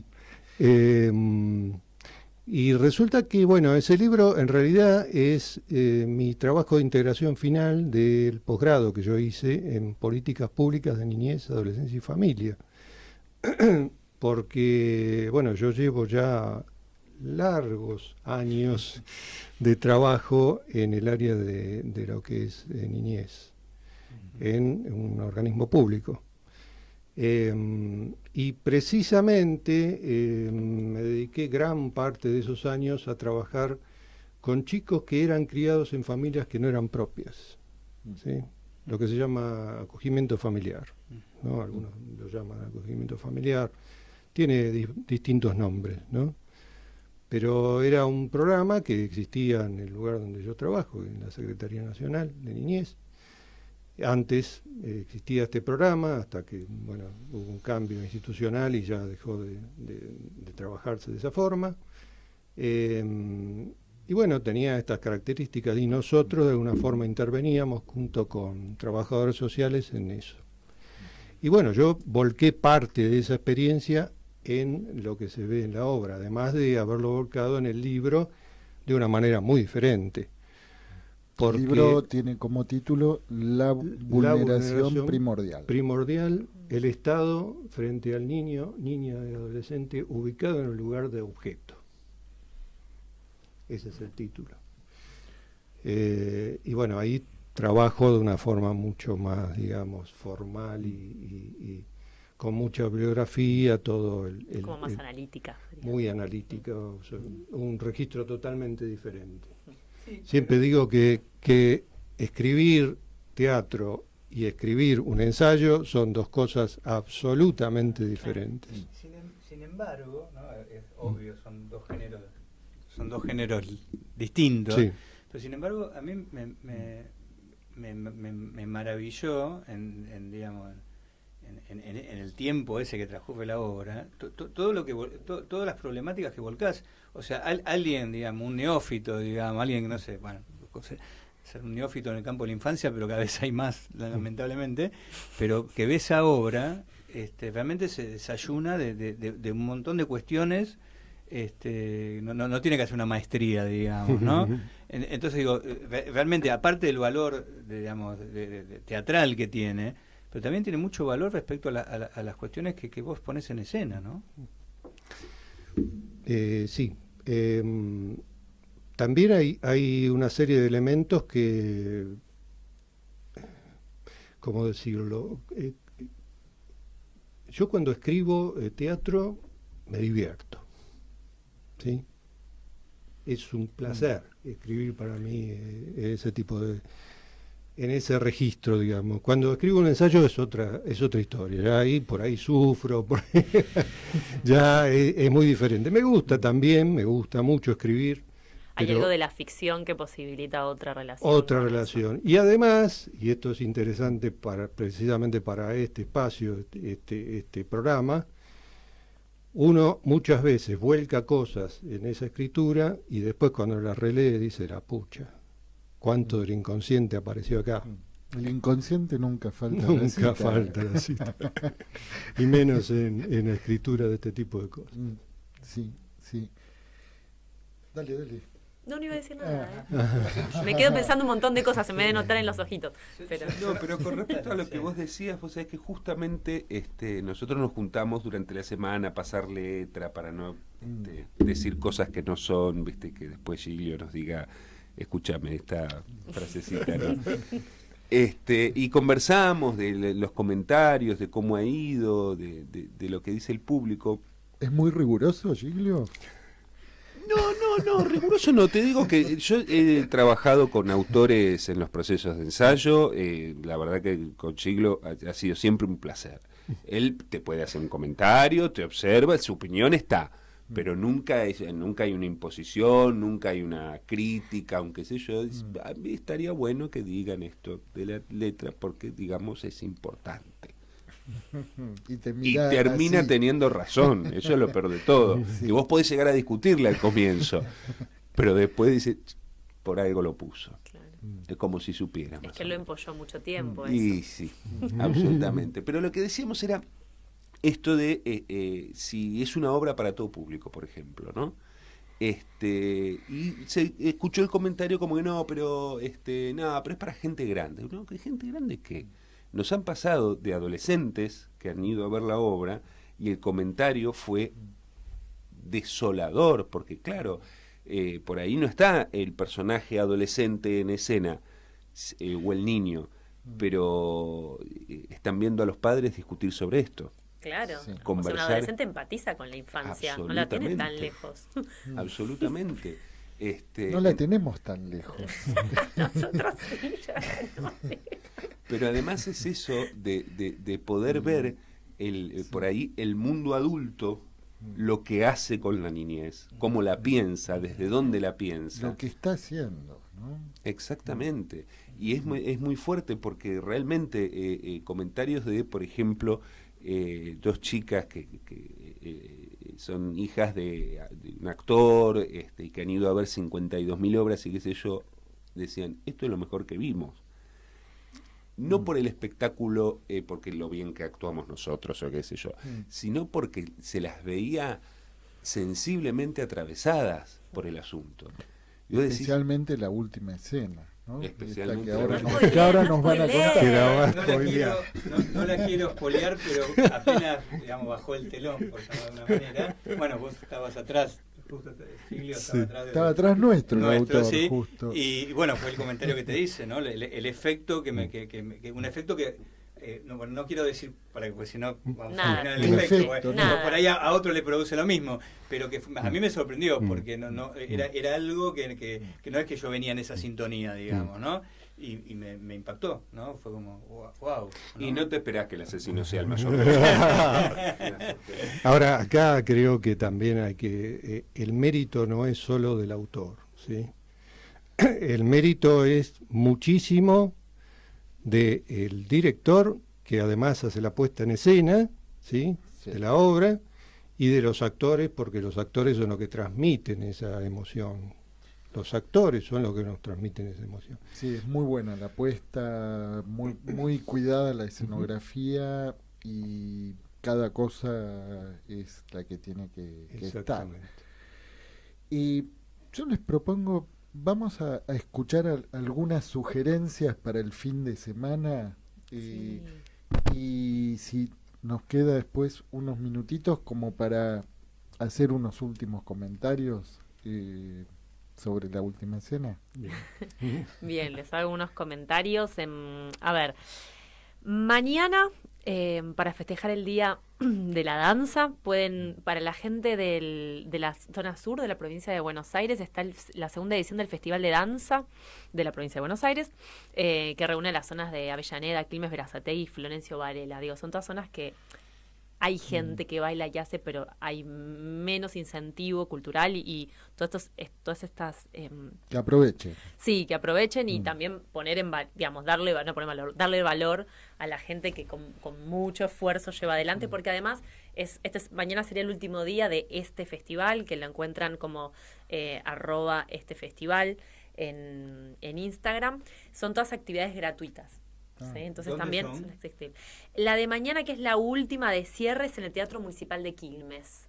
Desde las 20 horas hay una serie está una obra llamada Resistencia, Identidad y Memorias, y después hay otras obras también de tango y ballet folclórico, e incluso un estreno de una obra en residencia, ¿no? O sea, el festival incluyó clases, charlas, presentaciones de libro.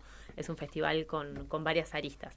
Hablándoles de festivales, también estamos entre la semana pasada y el fin de semana que viene, o sea, no el de que mañana empieza el otro, está el Festival Shakespeare, que ustedes encuentran en www.festivalshakespeare.com, y tiene actividades de ferias del libro, que hay 3 charlas que recomiendo que las busquen, entre ellas hay una de cartoon, me acuerdo, que está en la Feria del Libro, y como obra de teatro tienen algo muy interesante con las obras de teatro, que es, hay algunas entradas que se pueden comprar antes, que es un abono, o se pueden retirar 2 horas antes.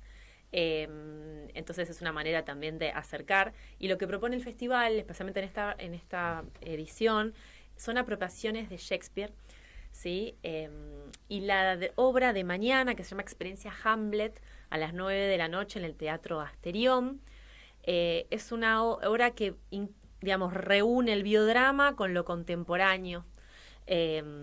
Bueno, y claro, y tomando, experiencia Hamlet, ¿no? tomando elementos de la obra shakespeariana. Obras para ver en mayo. Sí, pueden verla este fin de semana, pero también en mayo. La Fuerza de la Gravedad, de Martín Flores Cárdenas, está en Casa Teatro Estudio. Para quien no conozca, bueno, es la casa de Martín Flores Cárdenas. Entonces, en realidad la obra empieza un poco en lo que sería como la entrada medio living. ¿Dónde vive? Vive, qué buena pregunta, en Guardia Vieja. Como para poder ir. Sí, en Guardia Vieja 4257 pueden ir. Sí. Se llama, la encuentran así en Instagram, Casa Teatro Estudio, y por Instagram pueden preguntar, pero básicamente las entradas están en venta. En realidad ustedes reservan la entrada por la alternativa teatral y se paga en el lugar. La Fuerza de la Gravedad me parece muy interesante porque tiene un dispositivo teatral que de alguna manera tensa, y es interesante el lugar de espectadores, el lugar de qué es el texto, qué es el personaje. Me parece que son esos lugares como de experimentales del teatro. Y Devora es una obra de danza. Devora es de Angela Babuin. Está los sábados a las 9 de la noche, esta mañana, y también está los sábados de mayo en el Teatro del Perro, Bonplano 800. Es 100% una obra de danza, es muy visual, tiene imágenes muy fuertes. Yo vi la gacetilla y hablé con ella. Hay algo de ir y estar que es muy interesante.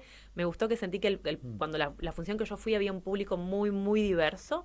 Había unas señoras muy grandes, que yo amo a la gente muy grande porque Cuando no hay texto no me molesta. Pero ¿A qué se refiere con lo de muy grandes? No, muy, muy grande, ¿eh? Había gente como de la de mis padres que estaban con su mamá. O sea, era gente muy grande. De edad, grandes de edad. Grandes de edad. Sí, Está sí, sí, bien. no eran gigantes.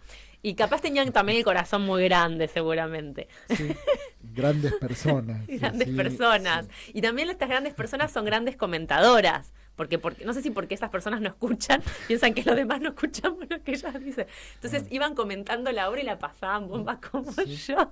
Y era muy interesante. Cuando hay texto a mí me hace más ruido. Como subtitulando la obra. Exacto, como, en realidad es comentarista, como medio comentarista de fútbol.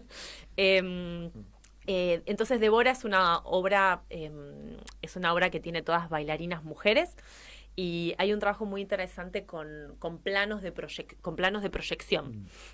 Les voy a recomendar 2 muestras. La primera es El Elefante, que es una obra sonora interactiva. Está ahí ya les digo, que lo dejé por aquí. Está en el centro de Avellaneda, San Martín 797, que es el centro municipal de Avellaneda. El Elefante es de Nico Diab y Dani Mutis. Bueno, es Nicolás Diab y Daniela Mutis, pero yo los conozco, entonces, pero sí, es Nicolás Diab y Daniela Mutis. Básicamente es una obra interactiva, ¿sí? En que una entra y ahí les leo una parte del curador que es muy interesante lo que escribió. Una entra y básicamente hay lo que sería un tubo que uno entiende que es una trompa, ¿sí? Entras por la trompa. Claro, o sea, la instalación está en el medio es como toda una exposición que hay de pintores y está esta instalación, también es interesante porque son ese tipo de instalaciones que uno puede ir toda la familia, ¿no? Querías decirme algo, te estabas tentando. ¿Por dónde salís? Los chistes de este señor son muy graciosos. No entrás ni salís, soplás por la trompa, sí. Y en la trompa hay una malla compuesta por pequeños parlantes. Entonces, con cada grito, con cada estímulo, digamos, que se hace en la trompa, se va generando, ¿sí? Un sonido que se construye entre todos, ¿no? Y dice Norberto Cambiaso, ¿no? Dice, cada grito, expresión, vacilación o declamación que los visitantes profieren a través de tan elefantiásico adminículo alimenta el programa culto que se va conformando un loop sónico. Dice, y en su aparente simplicidad dispara un par de interrogantes que Mutis y Diab, sus autores, se guardan muy bien de responder. El problema de nuestra escucha fragmentaria en un mundo atiborrado de estímulos auditivos y las dificultades a la hora de afrontar las consecuencias de nuestras propias decisiones. En fin, la fugacidad de los sonidos y la fijación de nuestras aprehensiones, la memoria y el olvido como los ejes centrales de la obra. Son esas obras que trabajan en un plano, podemos pensarlo simbólico, pero con otra materialidad. Interactivo. Además, sí, interactivo, claro, sí. y convivís con los demás en la sala. Los otros elefantes. Exacto, con los otros elefantes. Es una familia elefante. Y la Bien. última que les recomiendo es en la Fundación Cazadores, Vampiros y Mañana. Pero se los puedo poner en el Instagram de la obra, que básicamente es una instalación audiovisual con obras de varios artistas en base a exploraciones sobre el autorretrato. Autorretratos en diferentes soportes. Bueno, y les dejamos las palabras finales del programa a nuestros invitados, ¿no? Sí, sí. Tienen que ser las mejores, como la última escena. Palabras finales, Silvio. Palabras finales. El de las palabras sos vos, yo las grito nomás. Bueno, que vayan a ver la obra. No, yo le quiero creo... hacer una preguntita, Giglio, Sí. porque en algún momento vos hiciste alusión a que a vos te interesaba destacar algunas cosas en particular de la obra, ¿no? Y que a veces por ahí se podía llegar a visualizar como si hubiera ciertos malentendidos en donde por dónde poner el eje o ¿qué es lo que vos querés destacar ahí? Que yo te hice comentario de que quería destacar o de que no quería destacar. Como más te guste. ¿Qué es lo que no querés destacar? Lo que pasa que yo podría decirlo en términos teóricos, pero sería un poco más complejo. Pero sí, en realidad si tomamos justamente el libro que yo publiqué, donde yo hago referencia durante prácticamente todo el libro al niño o niña ubicado en un lugar de objeto, digamos, hay mucho de eso en la obra, ¿no?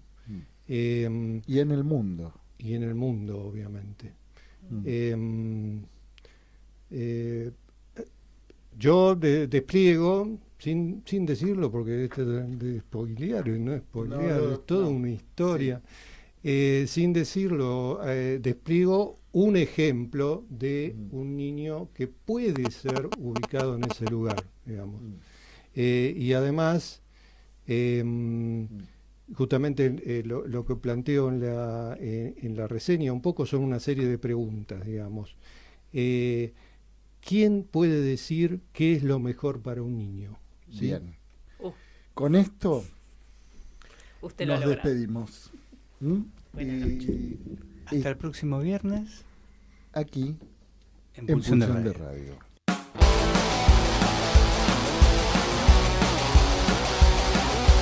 Pulsión. Pulsión de Radio. Un programa donde la cultura late y el inconsciente nunca falta a la cita.